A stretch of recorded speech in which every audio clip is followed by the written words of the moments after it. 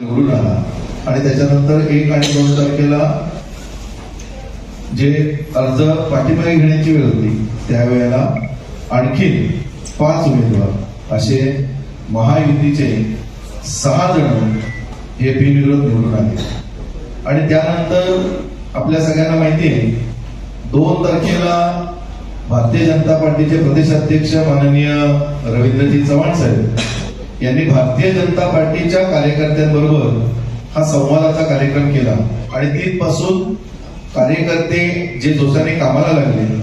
Bharatiya Janata party म्हणून संघटनात्मक जी मागणी आहे ही बूथ स्तरापर्यंतची मागणी आहे आणि भाजपची बूथ स्तरापर्यंतची मागणी आणि त्याच्या जोडीला मग शिवसेना, आरपीआय आणि राष्ट्रवादी काँग्रेस असे आम्ही सगळेजण एकत्र आलो आणि महायुती म्हणून पनवेलच्या निवडणुकीला सामोरं जाताना एक चांगलं प्रकारचं बळ महायुती म्हणून आम्हाला या मित्रपक्षांच्या जोडीने मिळालं. आणि मग या सगळ्या ताकदीवर आम्ही पूर्ण महानगरपालिकेच्या 1 ते 20 या सगळ्या प्रभागांमध्ये उमेदवार अर्ज दाखल केले. त्याच्यानंतरच्या प्रचार झाला. सगळीकडे सर्वांगीण प्रचार हा एकदम नियोजनबद्ध प्रचार हा महायुतीच्या वतीने झाला.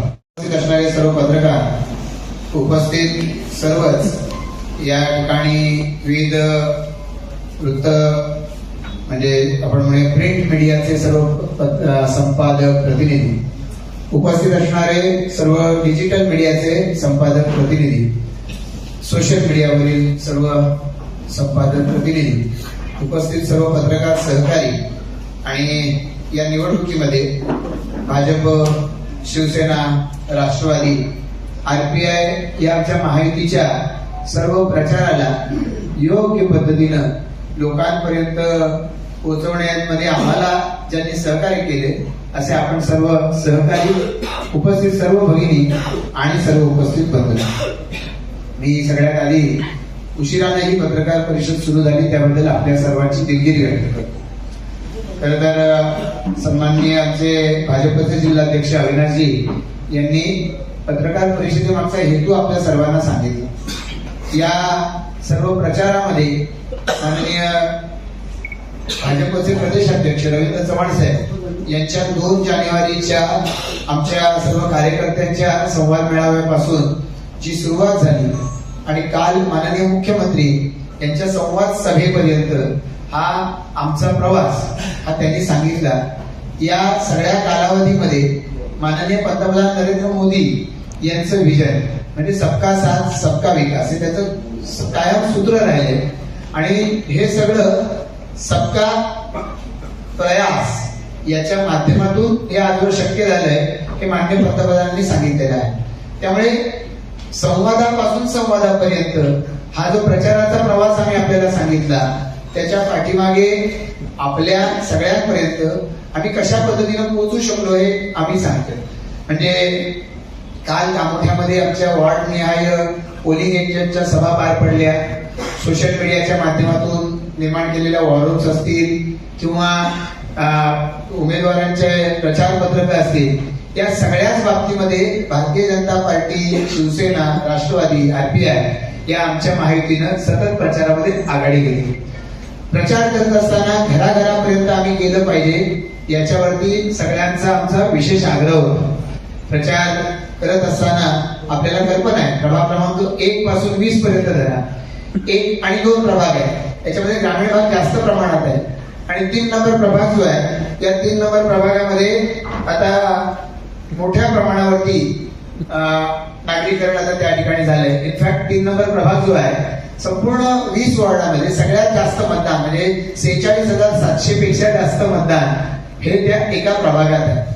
आता या सगळ्या लोकांपर्यंत पोहोचायचं मतदारापर्यंत तर त्यासाठी कार्यकर्त्यांची चांगली टीम असावी लागते. कार्यकर्त्यांचं चांगलं नेटवर्क असावं लागतं जे आमच्या सुदैवानं आमच्याकडे सातत्यानं राहिलेलं आहे. राज्याचे माननीय मुख्यमंत्री देवेंद्र फडणवीसजी, सन्माननीय उपमुख्यमंत्री एकनाथ शिंदे साहेब आणि अजितदादा पवार या सगळ्यांच्या बरोबरीनं काम करत असताना आम्ही महायुतीचे कार्यकर्ते आहोत. सन्माननीय आठवले साहेबांचे आम्ही कार्यकर्ते आहोत. तर संवाद या विषयावर आम्ही सतत भर ठेवला. आम्ही प्रचाराची पत्रकं घेऊन लोकांच्याकडे गेलो, त्यांच्याशी संवाद साधलाय. आम्ही फक्त प्रचाराच्या निमित्तानं लोकांकडे गेलेलो नाही, आम्ही सातत्यानं मोदी सरकारची कामं लोकांपर्यंत घेऊन गेलोय, राज्य सरकारची कामं लोकांपर्यंत घेऊन गेलोय. त्यामुळे लोकांना आम्ही नवीन नव्हतो, लोक आम्हाला नवीन नव्हती. भारतीय जनता पार्टी म्हणून आमची ताकद काय आहे सगळ्यात जास्त, की आम्ही बहुतांश इमारतींमध्ये आमचे सेक्टर प्रमुख आहेत. भाजपची मूळ रचना आमची शक्ती केंद्र प्रमुख, बूथ अध्यक्ष ही आमची रचना आहेच. त्याच बरोबरीनं आम्ही आता बिल्डिंग प्रमुख नेमले आणि त्या बिल्डिंग प्रमुखांमार्फत आम्ही वेगवेगळ्या सोसायट्यांचे चेअरमन, सेक्रेटरी यांच्यापर्यंत आम्ही पोहोचलो. प्रत्यक्ष मुख्यमंत्र्यांच्या संवाद सभेचं आमंत्रण घेऊन त्यांच्यापर्यंत पोहोचलो. आम्हाला आनंद आहे की मुख्यमंत्री काल आले आणि मुख्यमंत्र्यांनी जो संवाद साधला. मला कल्पना आहे आपण सारी पत्रकार मंडळी आहात, गेली अनेक वर्ष या क्षेत्रामध्ये काम करताय. मी वेगवेगळ्या आपल्या पैकी पत्रकारांच्या मुलाखती सुद्धा वेगवेगळ्या चॅनल्सवरती पाहिल्या, आपापली मतं आपण व्यक्त केली. सगळी काही आम्हाला आवडणारी आणि आम्हाला समाधान देणारी असते असं नाही, पण पत्रकार म्हणून आपली अभिव्यक्ती स्वातंत्र्य आपल्याला, आपण आपली मतं व्यक्त केलेली आहे. आमच्या परीनं आम्ही लोकांपर्यंत पोहोचण्याचा प्रयत्न केलेला आहे. मुख्यमंत्र्यांनी काल इथे आल्यानंतर पनवेल महापालिकेचं काम सांगितलंच, पण त्याही पलीकडे जाऊन पनवेल महानगर कसं वेगाने विस्तारित होत आहे हे सुद्धा सांगितलेलं आहे. काल मुख्यमंत्री कोल्हापूरमध्ये होते आणि तिथून ते पनवेलमध्ये आले. कोल्हापूरमध्ये तिथे विषय आहे कोल्हापूर महापालिकेची हद्दवाढ आणि त्या संदर्भात मुख्यमंत्र्यांनी तिथं मत व्यक्त केलं, सोशल मीडियावरती ते उपलब्ध आहे. आपली महापालिकाच नव्यानं निर्माण झाली आणि या महापालिकेच्या क्षेत्रामध्ये इन्फ्रास्ट्रक्चर कसं वाढतंय, ते वाढणाऱ्या इन्फ्रास्ट्रक्चरला चॅलेंजेस काय आहे, पण त्याच्या दृष्टिकोनातून रस्त्यांचं जाळं कसं निर्माण केलं जातं, पाण्याची गरज मुख्यमंत्री महोदय बोलले आणि आम्ही आमच्या जाहीरनाम्याच्या माध्यमातून देखील आपल्या सर्वांपर्यंत हे मांडलेलं आहे की कशा पद्धतीने आम्ही पुढे जातोय. सगळ्याच्या सगळ्या आमचे जे उमेदवार आहेत या सगळ्या उमेदवारांना आम्ही आता या आमच्या महायुतीचे हे एका अर्थानं केंद्र सरकार, राज्य सरकार या महायुतीचे हे एका अर्थानं आमचे असं म्हणूया की जनदूत आहे, की जनतेच्या आशा आकांक्षा आमच्यापर्यंत पोहोचल्या. कालच्या सभेमध्ये त्या आम्ही मुख्यमंत्र्यांपर्यंत नेल्या आणि यांच्या मार्फत आमच्याकडे आलेल्या जनतेच्या आशा, अपेक्षा, समस्या या सगळ्या आम्ही लोकांच्या मार्फत त्या ठिकाणी मुलाखतकर्त्यांनी मुख्यमंत्र्यांच्या पुढे मांडल्या आणि मग मुख्यमंत्र्यांनी त्या बाबतीमध्ये आपल्या परीनं त्याच्यावरती राज्य सरकार म्हणून काय करणार हे सांगितलं. आता पाण्याचा विषय साहजिकच आहे, त्या बाबतीमध्ये माननीय मुख्यमंत्री महोदय बोलले की एक कर्जत मधलं शिलार धरण 550 MLD आणि त्याच्यासाठी आता कालच मुख्यमंत्र्यांनी त्या सभेमध्ये सुद्धा जाहीर केलं की खर्च MMRDA करणार, पालिकेवरती खर्चाचा भार नाही. मला कल्पना आहे आपल्या सगळ्यांनी सातत्यानं पालिकेच्या हिताची काळजी घेतलेली आहे. पालिकेचा रुपया चांगल्या पद्धतीने कसा खर्च होईल यावर आपला सातत्यानं कटाक्ष राहिलेला आहे आणि मुख्यमंत्र्यांनी सांगितलं की याचा खर्च पालिकेवर नाही भार टाकणार, त्याच्यामध्ये आम्ही MMRDA उभे करेल आणि कशा पद्धतीने पुढे कॉन्ट्रीब्युशन होईल ते बघू, पण सुरुवातीच्या इन्फ्रास्ट्रक्चरला त्याचा भार पालिकेवर लागणार नाही. एक खूप मोठा रिलीफ एका अर्थानं मुख्यमंत्री महोदयांनी तो दिलेला आहे की मुळातच ते संकल्पित आहे आणि त्यामुळे या बाबतीमध्ये पुढेही कार्यवाही झालेली आपल्याला पाहायला मिळणार आहे. मुख्यमंत्री महोदयांनी त्याच्या बरोबरीनं या सगळ्या परिसराच्या दृष्टिकोनातून जे अन्य सगळ्या पायाभूत सुविधा निर्माण होत आहेत त्याचाही उल्लेख या ठिकाणी केला आणि या सगळ्यामुळे या परिसरामध्ये खूप मोठ्या प्रमाणात लोकसंख्या वाढेल, पाण्याची गरज त्यामुळे भागते आहे, बाकीचं सगळं नेटवर्क आहे, यामुळे निश्चित आहे रोजगार वाढणार आहे. या परिसरामधल्या लोकांना या ठिकाणी रोजगार वाढणार आहे. मग नैना शहर असेल, तिसरी मुंबई जी होती आहे त्या तिसऱ्या मुंबईच्या बाबतीमध्ये उल्लेख झाला.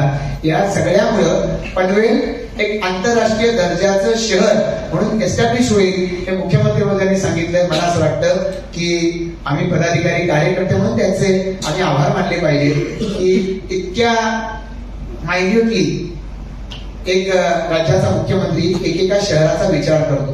आणि त्यामुळे खरोखरच या परिसरामधले जे सोसायटीचे चेअरमन सेक्रेटरी हे त्या ठिकाणी आलेले होते. नंतरही अनेक जण आम्हाला भेटले. त्यांनी समाधान व्यक्त केलं की जवळपास मुख्यमंत्र्यांनी प्रत्येक विषयावरती आपलं मत त्या ठिकाणी मांडलेलं आहे. आणि सगळ्यात महत्वाचं म्हणजे आपण पाहतो या प्रचाराच्या दरम्यान आम्ही प्रचार करत असताना आम्ही सातत्यानं विकासावरच भर दिला, जो मुख्यमंत्र्यांनी सुद्धा काल त्यांच्या सगळ्या संवादाचा कळीचा मुद्दा होता. आणि विकास हेच आता सर्व मतदारांच्या मनातला सगळ्यात मोठा मुद्दा आहे की त्याच्या आधारावरच ते आज या परिसरात राहत आहेत. या परिसरामध्ये त्यांचं राहणं खऱ्या अर्थानं मला वाटतं सार्थ करू शकतो. आणि म्हणून आम्ही विकासाची भाषा त्या प्रचाराच्या दरम्यान केली. दुर्दैवानं विरोधकांकडे त्यांनी केलेलं काही मांडायला नव्हतं, त्यामुळे त्यांनी सुद्धा काही जाहीरनामा काढलाय. त्या जाहीरनाम्याच्या माध्यमातून त्यांनी मांडायचा प्रयत्न केलाय. टीकेशिवाय त्याच्यामध्ये फार काही आहे असं मला वाटत नाही. आणि मग कुठेतरी अचानकपणानं सांगायचं आम्ही असा टॅक्स 65% माफ करू. मला वाटतं मुख्यमंत्र्यांनी त्यांना अतिशय सडेतोडपणानं उत्तर दिलंय की ज्यांना निवडून यायचं नाही ते काही आश्वासन देऊ शकतात. ज्यांना निवडून यायचं नाही टीका कुठल्याही पातळीची करत आहे. ती माझ्यावरती खालच्या पातळीवर जाऊन टीका केलेल्या आहेत आणि मला व्यक्तिशः सगळ्या आरोपांचं टीकेचं मला आणि आमचे माजी सभागृह होते परेश ठाकूर यांना टीकेचं धनी बनवण्याचा त्यांनी प्रयत्न केला. एका अर्थानं त्यांनी असं दाखवलं प्रशांत ठाकूर परेश ठाकूर हेच महापालिका चालवत आहेत. तर मला आपल्याला या ठिकाणी जाणीवपूर्वक सांगावं लागेल की परेश ठाकूर सभागृह नेते होते. भाजपचा आमदारांच्या नातेवाईकाला तिकीट न देण्याचा निर्णय, आणि तोही निर्णय कसा होता, पहिल्यांदा निवडणूक लढवत असेल तर त्याला तिकीट द्यायचं नाही. आधी जे राजकारणात आहेत मुंबई पासून आपण पहा की त्यांना मात्र तिकीट त्या ठिकाणी मुंबई पासून अन्य ठिकाणी दिली गेली, जे आधीपासून राजकारण होते. पण आमदार आता झाला 1 वर्षापूर्वी आणि लगेच घरातल्या कुटुंबियांना त्या ठिकाणी सांगतोय असं घडता कामा नये. यासाठी माननीय या सभागृह नेते माझी परेश ठाकूर यांनी आधीच निर्णय घेतला मी निवडणूक लढवणार नाही आणि परेश ठाकूरांनी निवडणूक लढवलेली नाही. त्यामुळे आमच्यावरती जे आरोप करतायत त्यांनी या दृष्टिकोनातून विचार करावं की आपण कशा पद्धतीचे आरोप करतोय. आमच्यावरती भ्रष्टाचाराचा आरोप ज्यांनी केला त्यांच्या बॅनरवरती ज्यांचे फोटो आहे ते गेली 4.5 वर्ष एक बँक कर्नाळा बँक ही बुडवल्याबद्दल ते तुरुंगात आहे आणि त्या बँकेच्या ठेवीदारांचे पैसे आमच्या ठेवीदारांना मिळाले. ते ठेवीदार त्यांच्याशी जास्त संबंधित होते आणि म्हणून एक एक करत ते त्यांच्यापासून ते त्यांचे सहकारी निखळत गेले. आमच्याकडे जी संख्या 51 होती ती महापालिकेची निवडणूक लागताना आमची 65 झाली. विजय खानावकर महायुतीचे आमचे राष्ट्रवादीचे 66 झाले. म्हणजे ते आमच्यावर आरोप करतात पण त्यांनी स्वतःच जरा अंतरंगामध्ये झाकून बघा म्हणजे लोकांत बघावं तर त्यांच्या लक्षात येईल त्यांचा जनाधारही सुटला आणि मग आता त्यांचे सहकारी सुटले. आज आमच्या बरोबर त्यांच्यातले निवडून आलेले सहकारी आमच्या बरोबर का आले याचं कारण असं आहे की त्यांच्यावरचा जनतेचा विश्वास आधीच उडाला होता. ती जनता या काम करणाऱ्या कार्यकर्त्यांना सांगत होती तुम्ही यांची साथ सोडा नाहीतर हळूहळू तुम्ही सुद्धा लोकांच्या मधून बाद व्हाल. आणि त्यामुळे योग्य वेळी त्या आमच्या सहकार्यांनी निर्णय घेतला आणि ते आमच्या बरोबर आले. मला वाटतं की हे एवढंच सेल्फ एक्सप्लेनेटरी आहे. या सर्व प्रचाराच्या दरम्यान आपल्या सगळ्यांपैकी अनेकांनी मतं व्यक्त केली की 6 जण भाजपचे बिनविरोध निवडून आले आणि त्याच्यामुळे मतदारांवरती परिणाम होऊ शकतो. मला या ठिकाणी जाणीवपूर्वक सांगायचं आपल्याला की हे 6 जण जे माघार घेतली गेली त्यांची मुलाखत घ्या. त्यांना विचारा काय केलं, पैसे दिले का आम्ही, त्यांना विचारा का तू कुठला दबाव आणला, काय पोलीस कंप्लेंट वगैरे झाली का. ज्यांचे ते उमेदवार होते ज्यांनी त्यांना विश्वासानं उमेदवारी दिली होती पोलीस ठाण्यामध्ये एखादी तक्रार दाखल झाली का. आणि मग तसं नसेल तर याचा आरोप आमच्यावर कशासाठी आहे. त्यांचे उमेदवारच अशा पद्धतीचे तकलादू स्वरूपाचे होते की ज्यांना उमेदवार देता येत नाही तर पनवेल शहरात नवीन पनवेलला राहणारे बहुसंख्य उमेदवार दिलेले होते. हे कशाचं लक्षण आहे. आज सन्माननीय जेम म्हात्रे साहेब आमच्या बरोबर आले, इतर म्हात्रेजी आमच्या बरोबर आले, त्यांच्याबरोबर त्यांचे सहकारी नगरसेवक आले, त्याच्या आधीच्या वेगवेगळ्या टप्प्यावर वेगवेगळे नगरसेवक आले. आता त्यांच्याकडे वर्षानुवर्ष जे त्यांच्यासाठी लढत होते ते नाहीयेत सोबत. मान्य केलं पाहिजे त्यांनी मान्य केलं पाहिजे. आणि त्यामुळं मला असं सांगायचं आहे आणि मला आत्मविश्वासानं आपल्या सगळ्यांच्या समोर सांगायचं आहे की आमचे 6 नगरसेवक निवडून आले त्याचा आम्हाला फटका बसणार नाही. या उलट ही या ठिकाणी जी ताकद जनतेच्या आशीर्वादानं आमची निर्माण झाली, मला असं वाटतं की ते एका अर्थानं या सगळ्या राजकीय व्यवस्थेमध्ये जे आमची ताकद अधोरेखित झालेली आहे आणि या 6 जणांनी आमच्यासाठी शुभशकून निर्माण केला आहे आणि तो शुभशकून घेऊन या निवडणुकीला आम्ही सामोरं जातोय. आमचे 6 उमेदवार नगरसेवक या भूमिकेमध्ये पोहोचले. शासनाचा निर्णय जाहीर व्हायचा आहे, चौकशी नंतर होईल आणि चौकशी कुठली होऊ द्या, आम्हाला त्याच्यामध्ये कुठल्याही पद्धतीची अडचण नाही आणि आत्मविश्वासानं या निवडणुकीला आम्ही त्यांच्या सोबत सामोरे जातो. 29 चा उल्लेख या ठिकाणी केला गेला आहे आणि असं सांगितलं जात आहे म्हणजे की 22,983 गावठाण हद्दीतल्या प्रॉपर्टीजना त्याचा फायदा 129 चा मिळाला. आम्ही जर 129 लावायच्या विरोधात असतो तर 22,983 प्रॉपर्टीजना त्याचा फायदा मिळाला असता का? तो कसा मिळाला? कारण गावठाण हद्दीमध्ये सगळीकडे लागले पाहिजे. ज्यांना ज्यांना टॅक्स लागलाय, ज्यांना ज्यांना टॅक्स लागलाय ग्रामपंचायतीचा, त्यांना त्या 129 चा फायदा मिळतोय आणि त्या 129 च्या आधारे त्यांचं टॅक्स एकाच वेळेला न लागता त्यांना 20%, 40%, 60%, 80%, 100% असा टप्प्याटप्प्याने तो लागत गेलाय. आम्हाला आनंदच आहे, काही अडचण नाही त्याच्यामध्ये. आम्ही तर 50% टॅक्स कमी करा असा आम्ही ठराव आणला, सत्ताधारी ठराव आणत असतात. आम्ही तो ठराव मांडला, त्या ठरावाला पाठिंबा दिला गेला. आज आमच्या विरोधात ज्या एका वॉर्डामध्ये उभे आहेत आणि ज्यांची आता सगळी लढाई त्या एका वॉर्डात चालू आहे, ते आता आरोप करतायत की पत्रकार परिषदेमध्ये आम्ही आरोप ऐकला की असं असं झालं, त्यांच्यामुळे ही टॅक्स माफी झाली. मग मला त्यांना सांगायचं आहे, त्याच पत्रकार परिषदेमध्ये त्यांनी सन्माननीय गोविंद राजन जे नगरविकास सचिव आहेत त्यांच्या मीटिंगचाही कोट केला. पण त्या मीटिंग मध्ये त्या ठिकाणी 129 लागू झाला पाहिजे या दृष्टिकोनातून त्यांनी त्यावेळेला सुतोवाच का नाही केलेला आहे, त्याचा आग्रह त्यांनी त्या बैठकीत का नाही धरलेला आहे. सुप्रीम कोर्टामध्ये 4 वर्षांची लढाई चालू आहे. त्या 129 चा आग्रह धरून त्यांना सुप्रीम कोर्टानं 4 वर्षात एक रिलीफ का नाही दिलं? आता हे उशिरा सुचलेलं शहाणपण आहे. जेव्हा पायाखालची जमीन सरकते त्यावेळेला या सगळ्या गोष्टी सुरू होतात आणि त्यामुळे हे आज निवडणुकीसाठी निवडलेलं यांचं हे खेळणं आहे. हा खुळखुळा ते 15-16 तारखेपर्यंत वाजवतील आणि त्यानंतर मग ईव्हीएम आणि बाकी सगळ्या गोष्टींच्या नावानं हे सगळे गळा काढणार आहे. आज आम्ही अशा निगेटिव्ह पब्लिसिटीच्या आधारे आणि असा कुठला तरी एखादा मुद्दा मुख्यमंत्र्यांचं उत्तर दिलं का की लोकांना जर सेवा सुविधा द्यायच्या तर लावावाच लागेल, वाजवी असला पाहिजे आणि तो वाजवी असण्याच्या दृष्टिकोनातून सगळ्या पद्धतीच्या सूचनांचा आम्ही स्वीकार केला आहे. आम्ही सुद्धा मागितलं की कोविडच्या 2 वर्षाच्या कालावधीसाठी एक 2 वर्षाचा कर माफ केला जावा, पण शासनाचं म्हणणं होतं की आपण राज्यात अशा पद्धतीची सवलत ना मुंबई ना पलीकडच्या बाजूला पुढे चंद्रपूर कुठेही अशी सवलत दिली नाही. 29 महापालिकांची निवडणूक आहे, 29 महापालिकांची निवडणूक सुरू आहे. आपल्यासारखे पत्रकार त्या प्रत्येक ठिकाणी ज्या ठिकाणी सत्ताधारी पक्षाला प्रश्न विचारू शकतात, पण त्यापेक्षा जास्त या कालावधीमध्ये जी व्याज दंड लागलेला होता, एकनाथ शिंदे साहेब त्यावेळेला मुख्यमंत्री होते त्यांनी आणि देवेंद्र फडणवीस साहेबांनी सांगितलं आणि आम्ही त्याची आता अंमलबजावणी केली. व्याज दंड हा 90% माफ केला गेलेला आहे आणि हाही एक मोठा दिलासा नागरिकांना मिळालाय.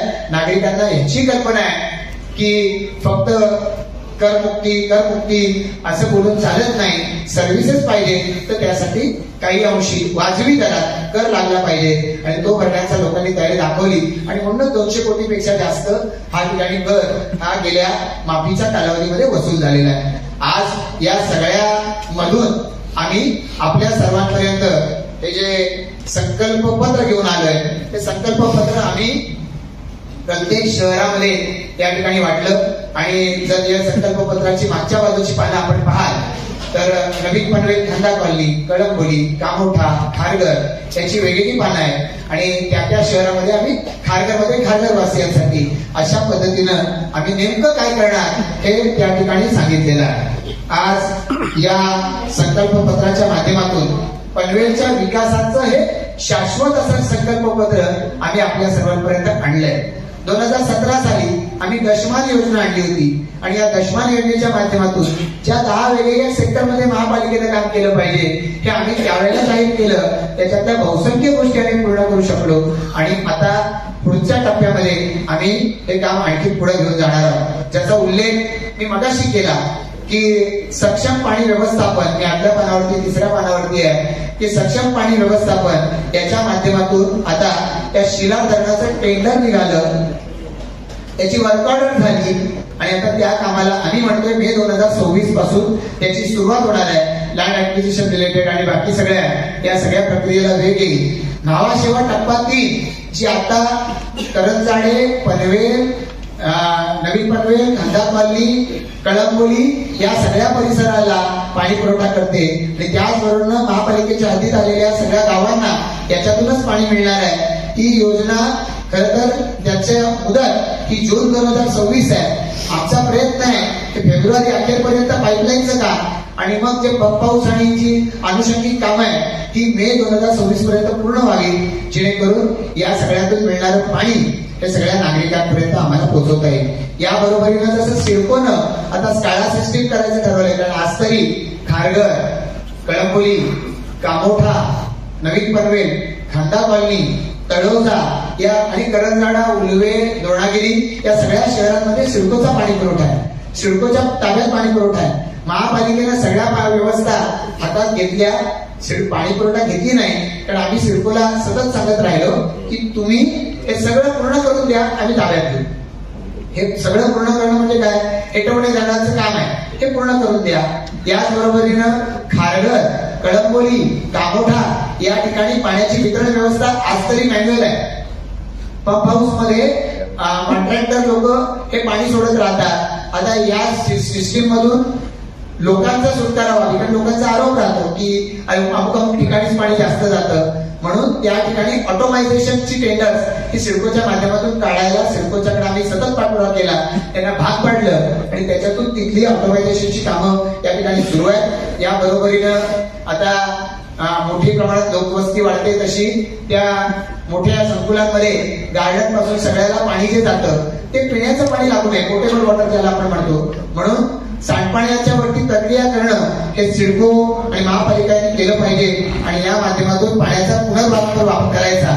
तर पुनर्वापर जे करतील त्यांना टॅक्स मध्ये रिबेट दिला पाहिजे, जे रेन वॉटर हार्वेस्टिंग करतील त्यांना टॅक्स मध्ये रिबेट दिला पाहिजे. यासाठी आम्ही महापालिकेच्या माध्यमातून हे काम पुढे चालू करणार आहोत. नंतरचा मुद्दा आहे दर्जेदार रस्ते, मजबूत पाया सुविधा. आपण पाहताय ठिकठिकाणी कॉन्क्रीटचे रस्ते बांधले जात आहेत, त्याबरोबरीनं गटार स्वतंत्ररित्या ती बंदिस्त गटार कॉन्क्रीटची ही सगळी गटारे आहेत. चौकांचं सुशोभीकरण केलं जात आहे. मुख्यत्वे तळोजापासून ते कळंबोली पनवेलचा हा रस्ता आता जो 4 लेन आहे, पण त्या ठिकाणी बऱ्याच वेळा ट्रॅफिक कंजेशनचा सामना करावा लागतो. त्याचं 6 पदरी मार्ग करण्याच्यासाठी म्हणून आम्ही या ठिकाणी सांगितले शासनाच्याकडे आम्ही पाठपुरावा करू. ज्याप्रमाणे कळंबोलीचा ब्रिज हा शासनाकडे पाठपुरावा करून आता त्याचं काम सुरू झालेलं आहे. काल मुख्यमंत्र्यांनी सांगितलं की स्टेट ऑफ आर्ट असा तो ब्रिज होणार, तसाच हा रस्ता हा सुद्धा 6 पदरी हा करण्यासाठी आम्ही पाठपुरावा करणार आहोत. या बरोबरीनं नागरिकांना वाढलंय,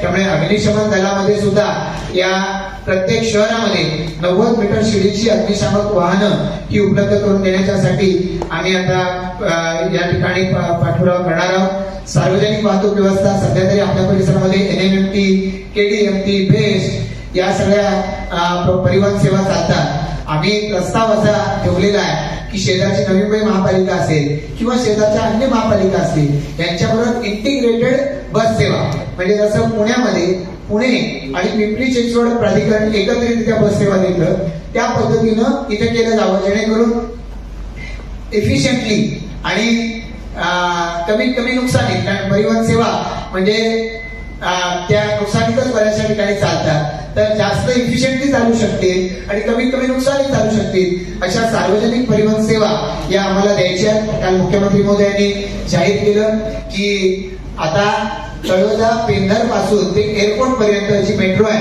ही सुद्धा लवकरात लवकर महामेट्रोच्या माध्यमातून तेही काम केलं जाईल, मुख्यमंत्र्यांनी काल जाहीर केलेलं आहे. शाळांच्या बाबतीमध्ये जसं पनवेल शहरामध्ये आज लोकनेते दिबा पाटील साहेब यांची 100वी जयंती 13 जानेवारी, तर त्यांच्या नावानं असलेली जशी शाळा पनवेल शहरामध्ये आहे ते तशाच शाळा आम्ही आता खारघर, कामोठा, कळंबोली, तळोजा आणि ग्रामीण भागामध्ये महापालिकेच्या माध्यमातून या शाळा आम्ही बांधणार आहोत आणि या शाळांमध्ये इंग्रजी माध्यमाचं शिक्षण दिलं जाईल. याशिवाय 11वी-12वीचंही शिक्षण हे त्या ठिकाणी दिल्या जाण्याच्या दृष्टिकोनातून आम्ही आता येणाऱ्या कालावधीमध्ये प्रयत्न करू. या सगळ्या शाळा आणि आता आमच्याकडे असलेल्या जिल्हा परिषदच्या शाळा त्याच्यामध्ये ई लर्निंग असेल, डिजिटल शाळा असतील, व्हर्च्युअल क्लासरूम असतील, ग्रंथालयाच्या सुविधा असतील, हे सगळं आम्ही त्याच्यामधून घेणार आहोत. खेळाडूंनाही त्या ठिकाणी चांगलं विशेष प्रशिक्षण देता येईल महापालिका शाळांमधून, याच्यासाठी आम्ही पाठपुरावा करणार आहोत. ई लायब्ररी,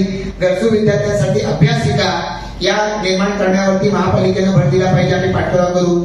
AI च्या माध्यमातून आणि थोडं जे विशेष विद्यार्थी असतात यांच्यासाठी सुद्धा महापालिका शाळांमधून ML अभ्यासक्रम आम्ही त्या ठिकाणी उपलब्ध करून देणार आहोत. या व्यतिरिक्त महिलांच्या सुरक्षिततेच्या दृष्टिकोनातून, सक्षमतेच्या दृष्टिकोनातून महापालिका सुरक्षित स्वच्छतागृह निर्माण करणार आहे आणि याच बरोबरीनं महिला बचत गटांच्या उत्पादनांना तिथे बाजारपेठ मिळाली पाहिजे. महापालिका या थेट बाजारपेठ निर्माण करून देतील वेगवेगळ्या विभागामध्ये. त्याच्यासाठीचे जी शासकीय संकुलं असतील त्याच्यामध्ये आम्ही त्यांना या विक्रीची व्यवस्था ही निर्माण करून देणार आहोत. आपल्याला कल्पना आहे माननीय रवींद्र चव्हाण साहेब हे 15 डिसेंबरला हे पनवेलमध्ये आलेले होते आणि 15 डिसेंबरला त्यांनी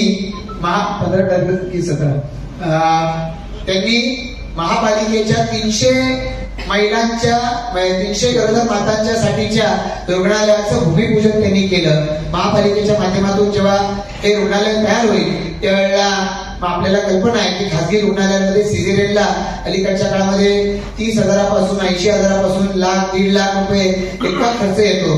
जेव्हा महापालिकेचं हे रुग्णालय निर्माण होईल एका वेळेला 300 गरोदर मातांना सामावून घेता येईल अशा पद्धतीची व्यवस्था महापालिका निर्माण करणार आहे. याशिवाय महिलांसाठीच्या वेगवेगळ्या अन्य योजनांचा उल्लेख आमच्या या संकल्प पत्रामध्ये आम्ही केलेला आहे. या बरोबरीनं आता वेगवेगळे पूल, उड्डाणपूल असतील, सुरक्षित वाहतुकीच्या दृष्टिकोनातून महापालिकेनं यापूर्वीच ट्रॅफिक नियोजनाचं काम हे क्रिसिल सारख्या नामांकित संस्थेला दिलेला आहे की ज्यांचा आराखडा महापालिकेच्या हे जो डेव्हलपमेंट प्लॅन आहे त्याच्या सोबतीनं तयार होत आहे की जेणेकरून महापालिकेच्या क्षेत्राची ट्रॅफिक कंजेशन पासून ही मुक्तता होऊ शकेल. सक्षम अशा आरोग्य सेवेच्या दृष्टिकोनातून महापालिकेचे 26 दवाखाने हे आधीच कार्यरत आहेत आणि मला अभिमानानं सांगावंसं वाटतं संपूर्ण मुंबई महानगर क्षेत्रात मुंबई महापालिका सोडून आपल्याला दिलेल्या निकषांपेक्षा जास्त दवाखाने असलेली पनवेल महापालिका ही एकमेव महापालिका आहे की निकषापेक्षा जास्त हे दवाखाने आम्ही उपलब्ध केले. 2 फिरते दवाखाने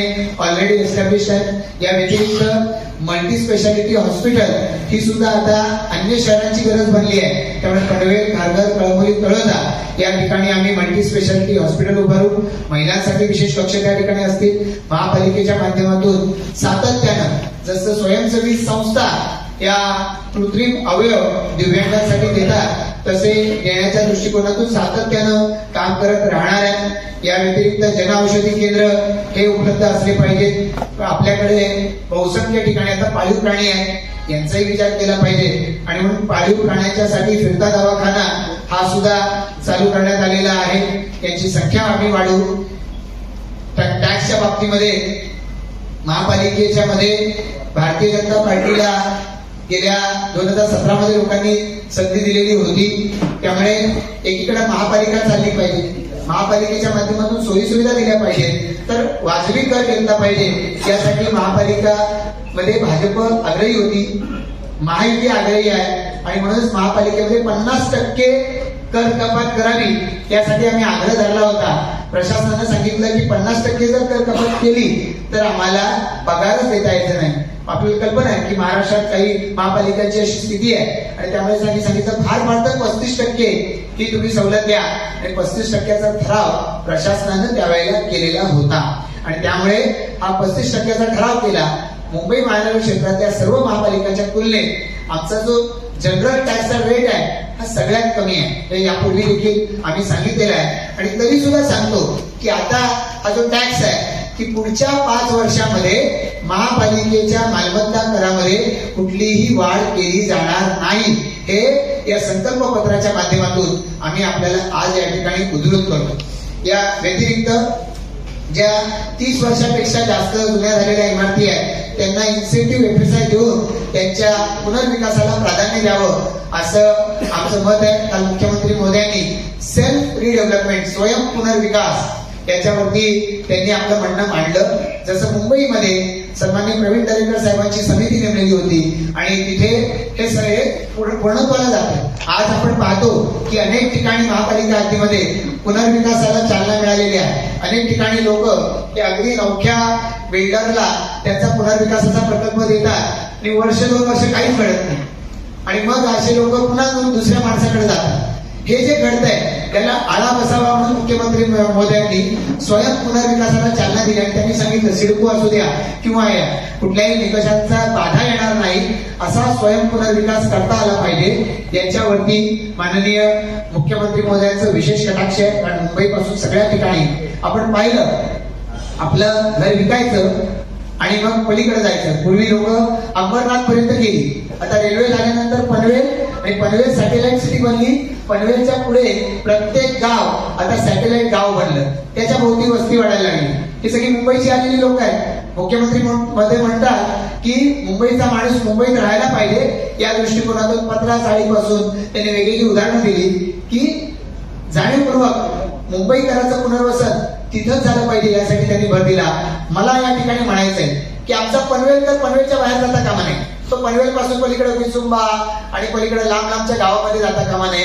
सन्मानानं तो इथंच राहायला पाहिजे आणि या दृष्टिकोनातून स्वयं पुनर्विकास हा पुढच्या काळासाठीचा आमचाही अजेंडा असेल आणि त्याच्यासाठी आम्ही त्याच्यावरती भर देणार आहोत. या व्यतिरिक्त प्रधानमंत्री आवास योजना, या प्रधानमंत्री आवास योजनेच्या माध्यमातून आता 6,615 एकूण झोपडीधारक आहेत. सिडकोच्या भूखंडावरती त्याच्यापैकी 3,918 झोपड्या आहेत. महापालिका महाराष्ट्र शासनाच्या जागेमध्ये 8 झोपड्या आहेत, झोपडपट्ट्या आहेत, त्याच्यामध्ये 2164 आहेत आणि खासगी भूखंडावरती 6 झोपडपट्ट्या आहेत, त्याच्यावरती फक्त 533 झोपडीधारक राहतात. या सगळ्या लोकांच्यासाठी प्रधानमंत्री आवास योजना टप्पा 1 याच्या अंतर्गत 867 घरं, याच्यामध्ये प्रधानमंत्री आवास योजना 1च्या दुसऱ्या टप्प्यामध्ये 1602 घरं, प्रधानमंत्री आवास योजनेच्या दुसरा टप्पा त्याच्या 2.0 याच्या अंतर्गत पहिला टप्पा याच्यामध्ये 2000 घरं ही प्रस्तावित केलेली आहेत. महापालिकेच्या माध्यमातून या सगळ्याचे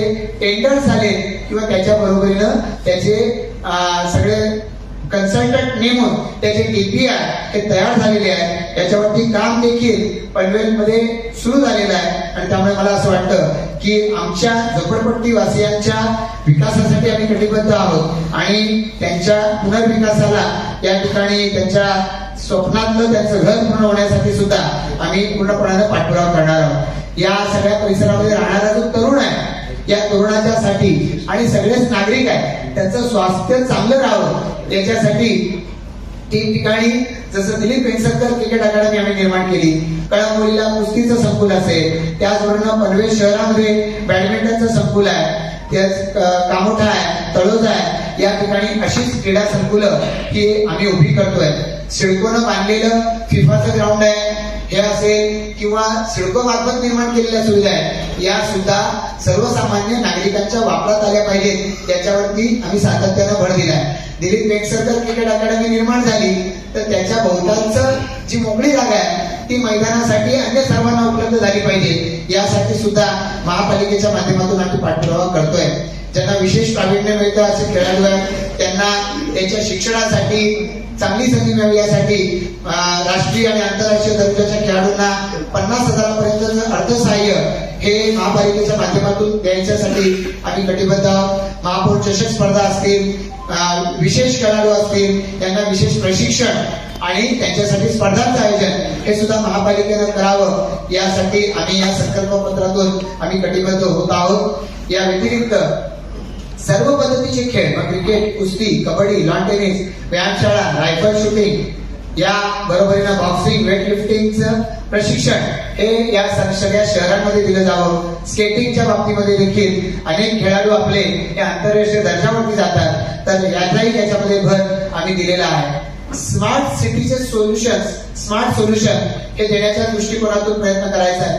आपल्या पासून हाकेच्या अंतरावरती जर एज्युसिटी, स्पोर्ट्स सिटी, मेडिसिटी अशी शहरं उभी राहतील तर आम्ही काही त्यांच्याकडे फक्त बघत राहणार नाही आहोत. या शहरांमध्ये त्याच दर्जाच्या सोयीसुविधा त्या दिल्या गेल्या पाहिजेत. आज शहरामध्ये सीसीटीव्हीचं जाळं हे उभं राहत आहे. महापालिकेनं त्याच्यावरती राहिलेल्या ठिकाणी सीसीटीव्ही उभं करायला सुरुवात केली. त्याचबरोबर command and control centre, quick response team, multi level parking आणि इंटेलिजंट ट्रॅफिक आणि सिग्नल मॅनेजमेंट यंत्रणा या उभ्या करण्यावर भर आहे. महापालिकेनंच या अनुषंगानं पेपरलेस कारभारासाठी सर्व सेवा द्यायला, कर भरणा करायला, माहिती मिळवायला आपल्या हातामधल्या मोबाईलवरती हे सगळं यावं यासाठी व्यवस्था निर्माण केल्या. स्मार्ट ऍप तयार केलंय, ते अजून आवश्यकतेप्रमाणे हे केलं जाईल. शहरातल्या लोकांना चांगलं जीवनमान मिळावं या दृष्टिकोनातून जसं आम्ही खारघरमध्ये सेक्टर 35 मध्ये आम्ही ट्रॅफिक पार्क उभा करतो, आम्ही प्लॅनेटोरियम उभं करतो, त्याच बरोबरीनं ही सगळी वेगवेगळ्या पद्धतीची गार्डन उभी करायची. आता रोटरीनं सहकार्य देऊन केलं. पनवेल मधल्या साईनगर परिसरामध्ये बटरफ्लाय पार्क याचं निर्माणाला सुरुवात झालेली आहे. याच पद्धतीनं आम्ही बॉटॅनिकल गार्डन असेल, थीम पार्क असेल, व्हर्टिकल गार्डन आहे, मियावाकी फॉरेस्ट आपल्याकडे रोटरीनंच निर्माण केलंय. म्हणजे जनसहभागातून सुद्धा आम्ही त्या ठिकाणी करतोय. आपण पनवेल महापालिका वेगवेगळी गार्डन पाहताय. चांगल्या पद्धतीच्या दर्जाची आणि चांगल्या पद्धतीची खेळणी उभारणी केली आहे. ही सगळी गार्डन आता मुलांनी गजबजलेली ही आपल्याला सगळ्यांना पाहायला मिळाली आहे. त्याच ठिकाणी ओपन जिम या उभ्या केल्या आहेत. ज्येष्ठ नागरिक त्या ठिकाणी व्यायाम करताना आपल्याला सकाळी संध्याकाळी पाहायला मिळत आहे. मला वाटतं की 8 वर्षापूर्वी निवडणुकीच्या आधीची स्थिती आणि आज या सगळ्या लोकांचं जीवनमान याच्यामध्ये बदल झालेला हा आपल्याला आपल्या अवतीभोवती हा निश्चितपणानं या ठिकाणी दिसतोय. याचा अर्थ ते पैसे महापालिकेमध्ये नगरसेवक झालो आणि महापालिकेतून वसूल करू द्या. मग पनवेल महापालिकेची स्टँडिंग कमिटी, अंडरस्टँडिंग कमिटी झाल्याचं तुम्हाला ऐकायला मिळालं असतं.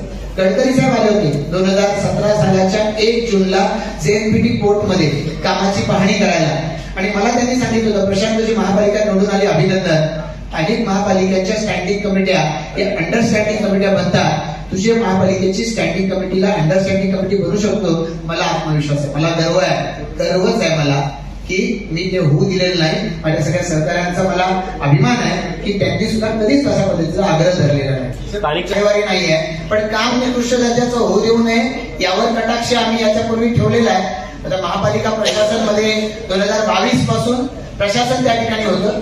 थेट आमच्या नगरसेवकांचा अंकुश त्या ठिकाणी नव्हता, पण तरी सुद्धा एक आमदार या नात्यानं माझी ती जबाबदारी आहे. मी ती जबाबदारी पार पाडलीच पाहिजे. याही पुढे आम्ही ती पार पडत राहू.